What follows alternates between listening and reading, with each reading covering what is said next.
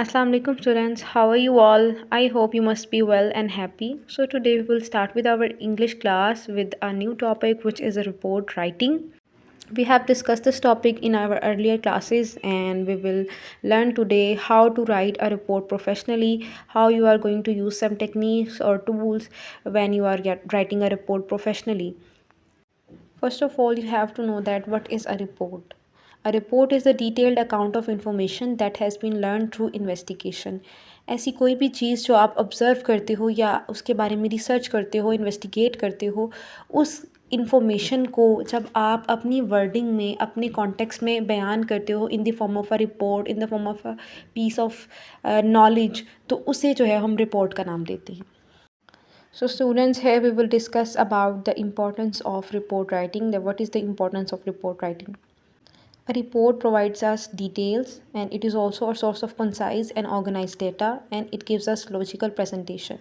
It means that जब भी हम किसी टॉपिक पे रिपोर्ट लिखते हैं तो एक तो हमें उसके बारे में डिटेल डाटा मिल जाता है, और वो जो डाटा होता है वो बहुत ही कंसाइज होता है, ऑर्गेनाइज होता है, टू दी पॉइंट चीज़ें होती हैं. हम चीज़ों को ज़्यादा एग्जैजरेट नहीं करते, हम सिर्फ फैक्ट्स को डिस्कस करते हैं और हम कुछ भी इंफॉर्मेशन खुद से ऐड नहीं करते इसमें. Here I want to share something with you that the sugar has been a subject of debate when it comes to its impact on our health. So इसके बारे में हम सभी जानते हैं कि जो शुगर है उसका इम्पैक्ट हमारी ह्यूमन हेल्थ जो है उसके ऊपर कित कदर जो है वो ख़तरनाक है.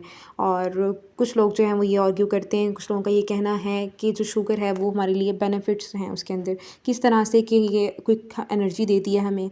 इसके अलावा कोई भी चीज़ जिसके अंदर हम इसको ऐड करते हैं उसके फ्लेवर को इन्हेंस कर देती है.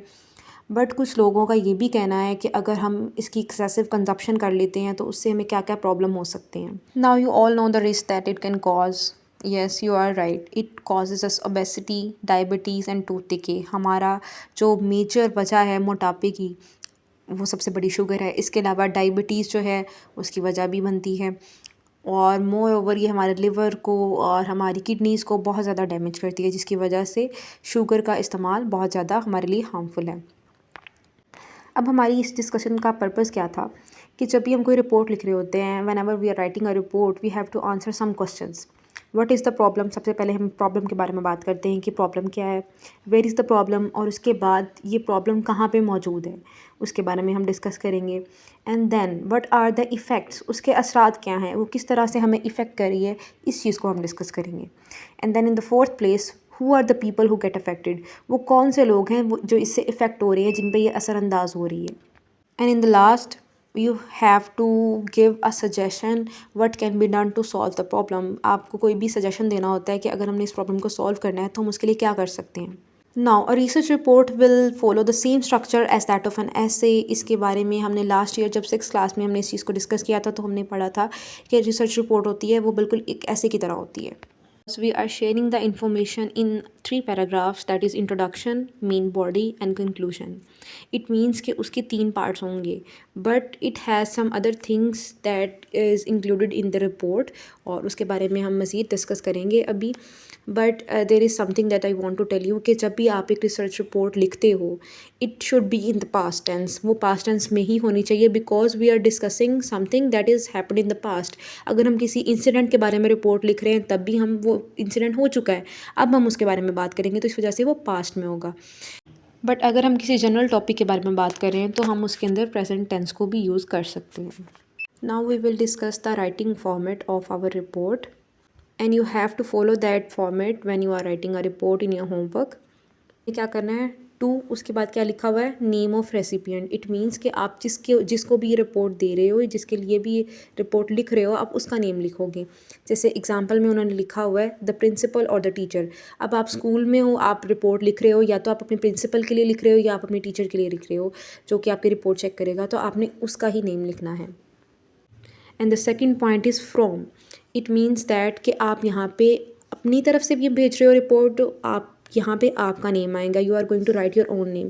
Like for example Ali Ahmed लिखा हुआ है तो आप इसी तरह से अपना नेम लिख दोगे उसकी जगह पे.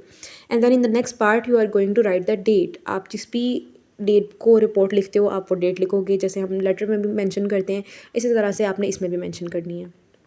And then you will write the title और द सब्जेक्ट, यानी आप जिस भी टॉपिक के बारे में रिपोर्ट लिख रहे हो आप उसको लिखोगे। And you have to underline the title, आपका जो भी रिपोर्ट का टाइटल होगा आपने उसको अंडरलाइन भी करना है। So this was the introduction, like जो आपने लिखा to, from, date and title, ये चारों चीज़ें हमारे इंट्रोडक्शन में आ जाती है। And then comes the body part of your report, जिसमें आप 3 पैराग्राफ्स लिखोगे। जो 2 पैराग्राफ्स होंगे उसके अंदर आपने मेनली अपने प्रॉब्लम को डिस्क्राइब करना है, और जो 3rd पैराग्राफ होगा उसमें आपने कंक्लूजन की तरफ आ जाना है, आपने सजेशंस देने हैं। और इसी पैराग्राफ के अंदर आपने अपनी जो बॉडी है उसको कंक्लूड कर देना है। आपका कंक्लूजन जो है वो बहुत ही क्लियर होना चाहिए, आपने कोई भी डाउट्स नहीं रखने उसके अंदर। आपने जो भी बात करनी है आपने उसका रीज़न देना है कि अगर ये चीज़ है, जैसे कि शुगर अगर हमारी हेल्थ के लिए हार्मफुल है तो इसकी ये वजह है और इसका ऑल्टरनेटिव क्या हो सकता है, आप सजेशन भी दे सकते हो। And then in the last you have to leave your signature, आपने अपने सिग्नेचर कर देने हैं और आपकी रिपोर्ट राइटिंग जो है वो कंप्लीट हो जाएगी। Now this is the topic that you are going to write a report on, is sugar good or bad। आपने इस टॉपिक पे अपनी नोटबुक्स पे रिपोर्ट लिखनी है and I will check it when you will come after the vacations. और सारे बच्चे जो है वो फॉर्मेट को फॉलो करेंगे। And students please take care of the format, जब भी आप रिपोर्ट लिखें आपने कोई भी चीज़ मिस नहीं करनी है, आपने सारी चीज़ों को डिस्कस करना है उसके अंदर। स्टूडेंट्स, अब आपका ये जो टॉपिक है इट्स अ जनरल टॉपिक, तो आप इसके अंदर प्रेजेंट टेंस को यूज़ कर सकते हो। बट अगर आप कोई स्टैटिस्टिकल डाटा शो करते हो, जैसे कि शुगर की कंजप्शन की वजह से हर साल इतने लोग बीमार होते हैं या इतने लोगों की जो डायबिटीज़ का रेट है वो बढ़ता जा रहा है, तो अगर आप वो लिखोगे तो it's something that happen in the past, या 2021 में ये एनालिसिस किया गया था। तो अगर ऐसी कोई चीज़ शेयर करोगे तो वो आपने पास्ट में लिखनी है, वरना आप प्रेजेंट टेंस यूज़ कर सकते हैं। That's it for today, take care of your selves, Allah हाफिज़।